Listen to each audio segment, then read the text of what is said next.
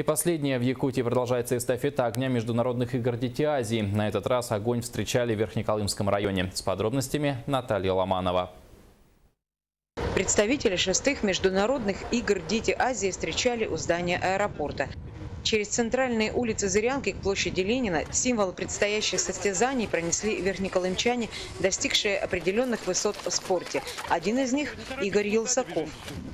Я участвовал в 3-й спартакиаде по зимним видам спорта в городе Алдан по лыжным гонкам.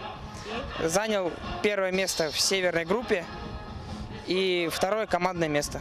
И, видимо, поэтому мне дали такой шанс пробежать с факелом, который открывает 6-е детские игры. Передача огня игр «Дети Азии» жителям района состоялась на центральной площади Зырянки под приветственные возгласы жителей районного центра. Факел огня идет сегодня 65-й день. Прошел около 22 улусов и около 200 населенных пунктов. Ну, идет нормально, встречает. Мы, конечно, благодарны всем, что эстафета огня идет успешно и удачно.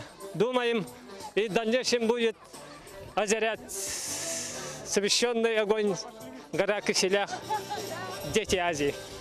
В Верхнеколымском районе огонь 6-х международных спортивных игр «Дети Азии» пробыл недолго, около часа. На том же самолете он отправился в столицу республики.